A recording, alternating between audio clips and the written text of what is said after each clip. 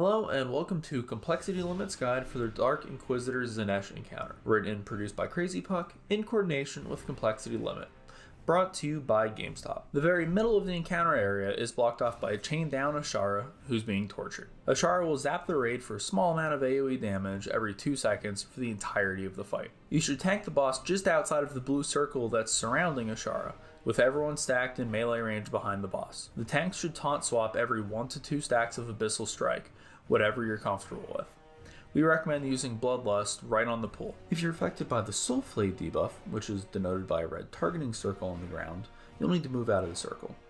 You can only see, and can also only be damaged by, your own Soul Flay. Do not stand inside the blue circles surrounding the obelisks when they spawn.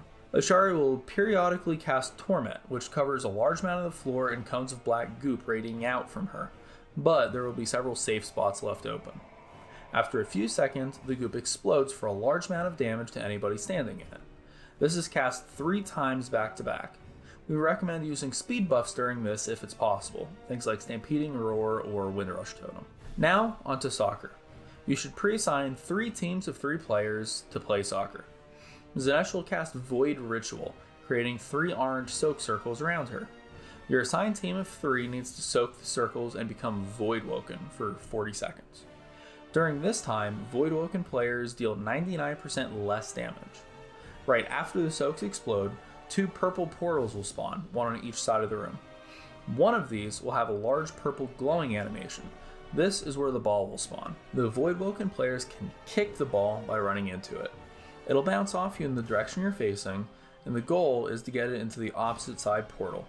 This will cause both the ball and the portal to disappear, and it'll also make your Voidwoken debuffs fall off your 3 players. When Voidwoken falls off those 3 players, it'll be replaced by a debuff that prevents them from being Voidwoken again for 3 minutes. We found it was easiest to kick the ball along the outer edges of the room.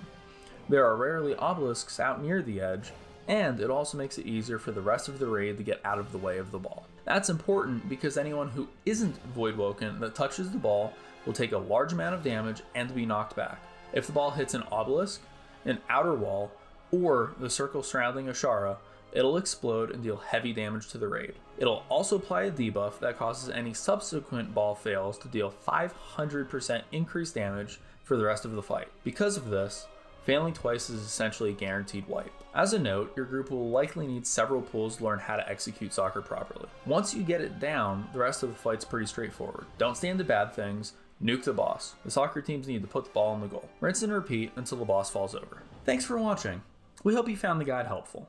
If you'd like more details on this encounter or how it works, please click the link below to our written guide. Make sure to like the video and subscribe to the channel. You can also find the rest of our Ny'alotha boss guides right here on our channel or at complexity.gg. For more content like this, follow Complexity on Twitter and subscribe to their YouTube channel.